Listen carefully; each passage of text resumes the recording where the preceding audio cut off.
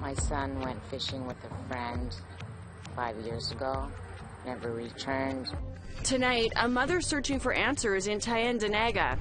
Well, there's a lot of support set up, a lot of excellent planning and went in with the First Nation leadership to respond to these type of things.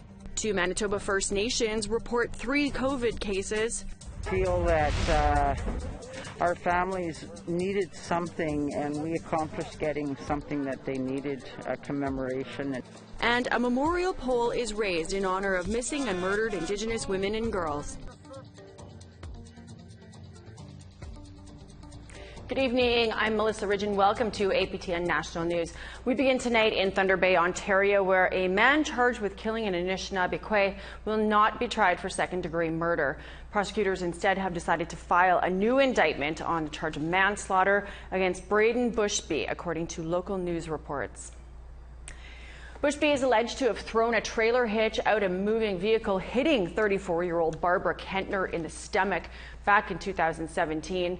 He was charged with aggravated assault, but that was upgraded to second-degree murder when Kentner died months later of the injury. Bushby has been out on bail ever since, and his 4-day trial on the downgraded charge of manslaughter is to begin October 13th, heard by judge alone in Thunder Bay. Grieving family and community members of a Tyendinaga Mohawk man are holding a sit-in at the community police station east of Belleville, Ontario. Their quiet protest aims to spark some movement. Here's Annette Francis with that story. For 5 days now, Tammy Miracle, along with her friends and family, have parked themselves outside the Tyendinaga Mohawk police station. They're here to get some long-awaited answers. My son went fishing with a friend 5 years ago, never returned, and there's a lot of unanswered questions that wasn't investigated. It was on April 26, 2015, when 21-year-old Tyler Miracle and his friend, 26-year-old Matthew Fairman, launched a boat on the shores of the Bay of Quinte to go fishing. After a 2-week search, their bodies were found. What did they say happened? What do they? Natural drowning. So how long do you plan to stay? Till I know that it's third party takes over and does a full investigation into it, with like a criminal investigation. Miracle says there have been fishing disputes in the past. She believes foul play was involved and the investigation was flawed. I had his autopsy reviewed by a third party and noticed string in his stomach, and I brought it back to Tyendinaga Police, and they never returned my call. They were supposed to check into it, and then I called them, and they said, no, they got together with OPP, and that investigation was done proper. I said, what investigation? Ainsley Lewine supports Miracle's protest for justice. A third-party person, pathologist, looked at the autopsy and said that the only reason there would be a string there is if he was gagged. Because both boys were experienced, it was just not something that, it was not believable that they drowned. According to Tyendinaga Mohawk Police Chief Jason Brandt, the request to have the case reopened has been sent to the coroner. In the meantime, Miracle and her supporters say they'll stay put until there's a full investigation. Annette Francis, APTN National News, Tyendinaga Mohawk Territory. To Caledonia, Ontario now, where a small group of supporters of the 1492 land back camp marched down Argyle Street on Saturday. Ontario Provincial Police had to divert traffic while the 6x6 land back supporters marched from their camp in protest of the recent arrests of 26 people. They're also calling on the federal government to step up negotiations and for police to step back. The housing development project at the heart of this conflict, Mackenzie Meadows, falls on disputed ancestral Iroquois land. It's just kind of come to a point where it's enough now. You know, this is all we have left, and we need to go to great extremes to protect what we have left. Where's my grandchildren going to live? Here in 700 acres that we had to fight for in 2006? No, I think I'm going to let them live at Mackenzie Meadows. We want to hear what you think about that land action that's ongoing in Caledonia. Here's how you can continue the conversation. You can send your emails to news@aptn.ca. You can find us online at aptnnews.ca and on youtube.com/APTN News. You can also follow APTN News on Facebook, Twitter, and Instagram for more Indigenous news.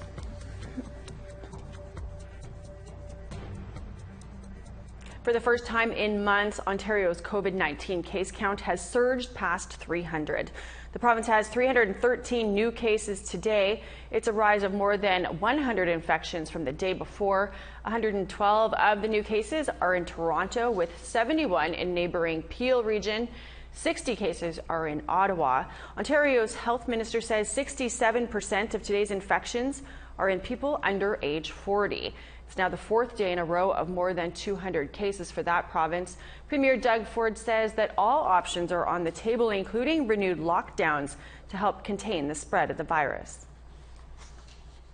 No, it's kind of like the perfect storm. Everything coming together, school starting, second wave, flu season, economy.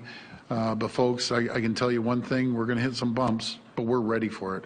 We're still leading North America, and the only reason we're leading North America in the lowest cases is because each and every one of you, and I'm so grateful to every person in Ontario, very grateful for all the essential workers, frontline healthcare workers.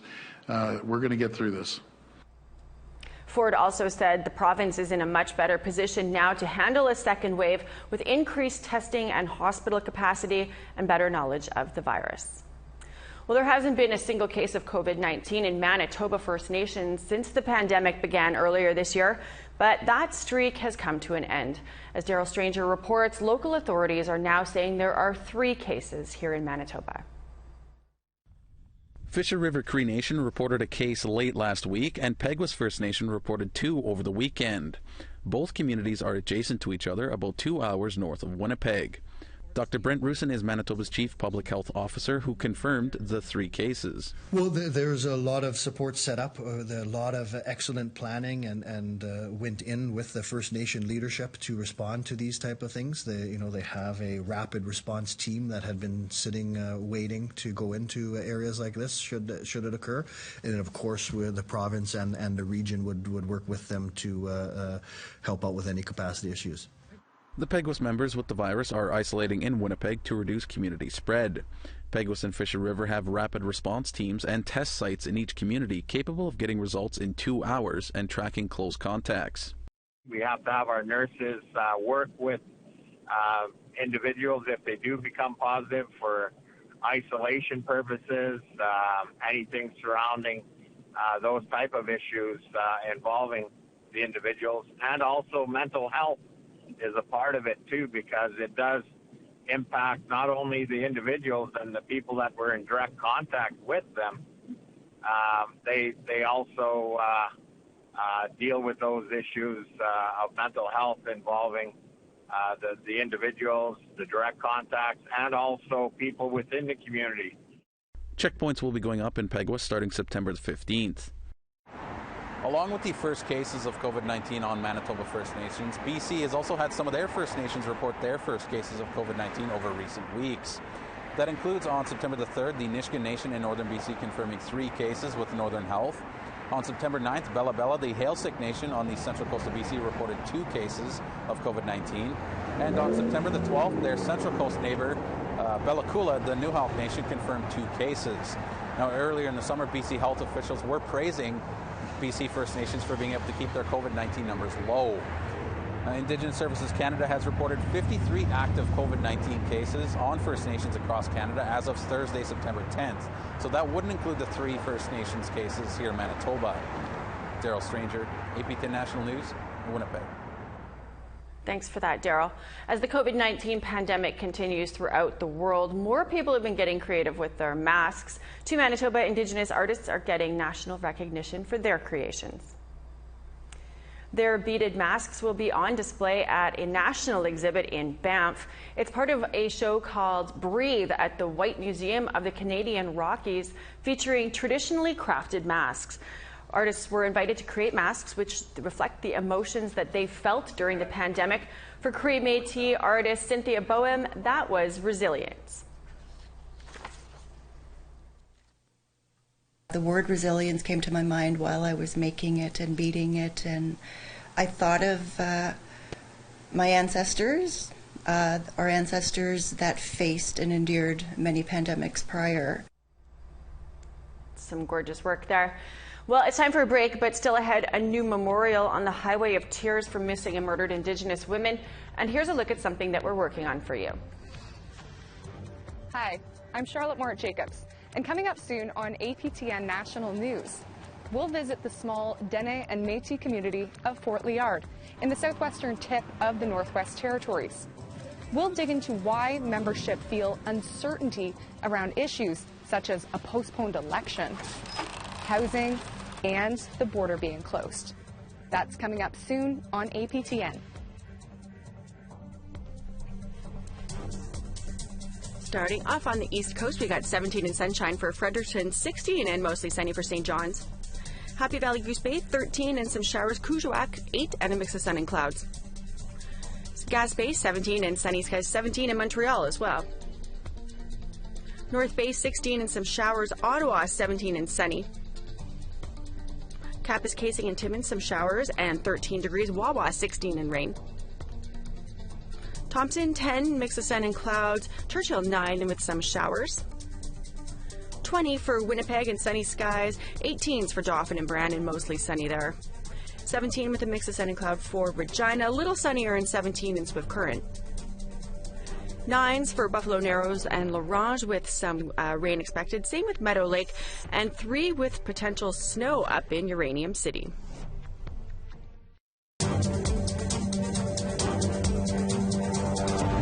Welcome back. Earlier in the month, a memorial pole was raised on the Highway of Tears in honor of murdered and missing Indigenous women and girls.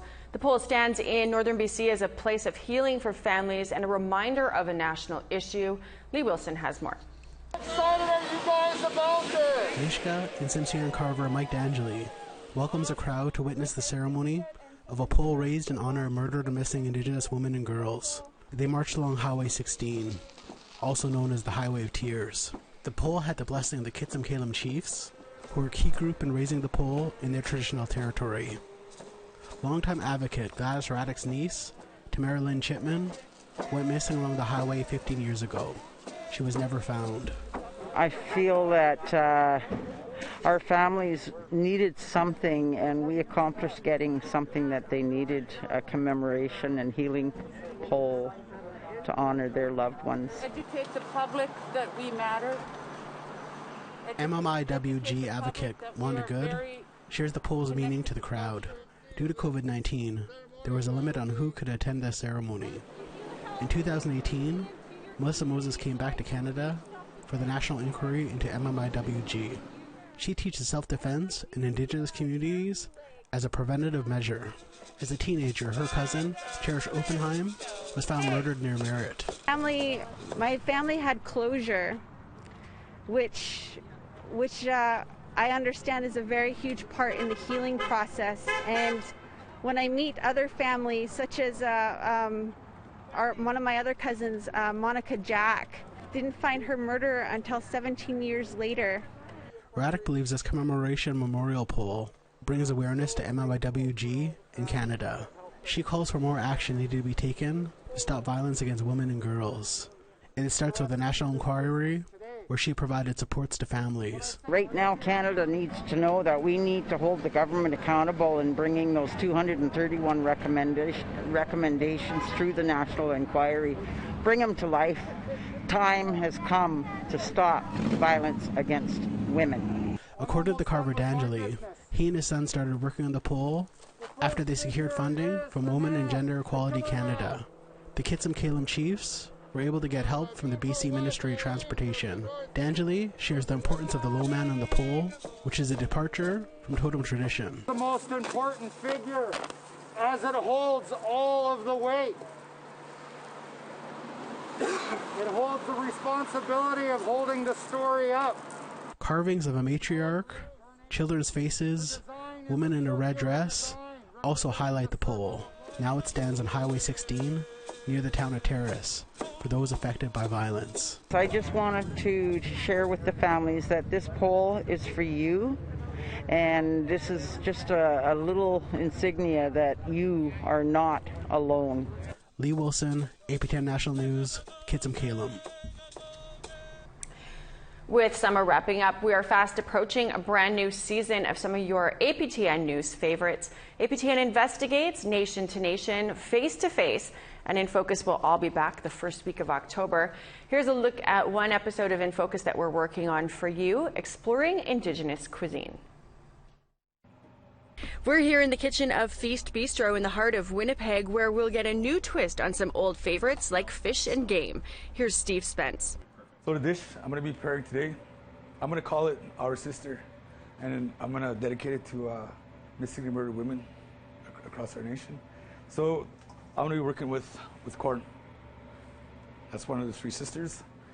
I'm also going to be doing pickerel. That's a whitefish. It's also good for you.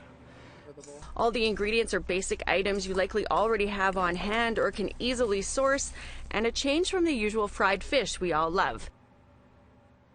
Michael Fossen of Urbanski offers up this recipe using bison, but you could use beef or wild game that you have on hand. Cream, pasta, and if you have it, gorgonzola cheese make this Métis Italian dish delish. These are just some of the cooks and dishes that we'll introduce you to. Be sure to join us for an all-new season of APTN in Focus, Wednesdays at 3 Eastern, 2 Central, beginning October 7th. Starting off in northern Alberta, we got 7 and some showers for Fort Chip, 11 and rain in Grand Prairie. 11s for Red Deer and Edmonton and some showers there, 20s for Medicine Hat and Lethbridge and sunny skies. Tofino rain, 17 degrees, Quesnel 20 and showers. Prince Rupert 18 and sunny skies, Fort Nelson 11 and sunshine. Whitehorse 13, mostly sunny, rain and 13 for Dawson. Fort Simpson 8 degrees and sunny skies, Wati and Yellowknife both sunny and 5 degrees. Tuktoyaktuk 4 and sunshine, Inuvik 7 and sunny. Baker Lakes, chance of flurries 0 degrees, Arviat 7 and cloud. Igloolik 0 and sunshine, Clyde River some snow and 4 degrees.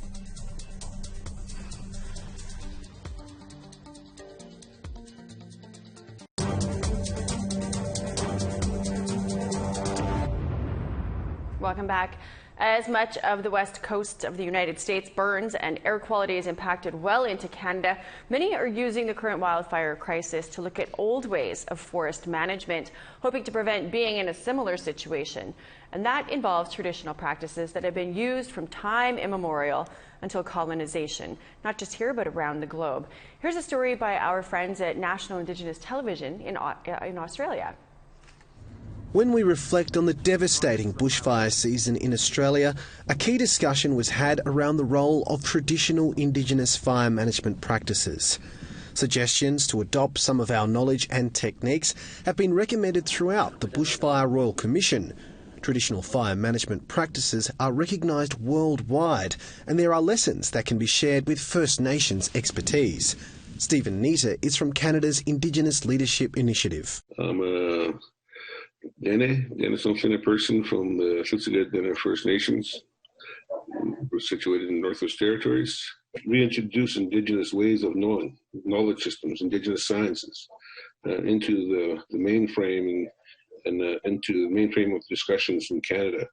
The ILI runs the Indigenous Guardians program, which is largely inspired by Australia's Working on Country initiative. We're hoping to create upwards of 400 programs in the country. We've got about 70 going in the country right now. We're seeing a lot of uptake of interest. There's more and more Indigenous governments and communities across the country that are expressing an interest in creating the Guardians program. Living in the subarctic, winter is a massive part of life for many Indigenous Canadians. Indigenous protected areas and ecotourism are being used to raise awareness about the effects of climate change, particularly in areas like the Great Bear Rainforest. My name is Frank Brown from the Hilftjoch First Nation from Bella Bella, BC, Canada. It's timely that the Western world begins to reflect on this relationship that Indigenous place-based people have. It's imperative that mainstream society heed the warnings of Indigenous people. Indigenous guardians are the eyes and ears on the land and water to ensure sustainability, which is a value and an ethic that our people have maintained throughout the millennia. That story is from our partners at National Indigenous Television in Australia. As the worst wildfires in living memory burn across the western United States, the White House and the state governors are battling over what is fueling these deadly infernos. It is about forest management. Please remember the words, very simple. Forest management. We're in the midst of a climate emergency. We're in the midst of a climate crisis.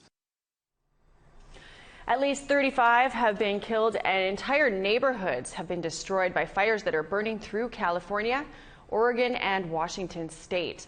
Democratic governors say the unprecedented speed and ferocity of the fires is a direct result of climate change, while President Trump, who is expected to visit California today, blames years of poor forest management.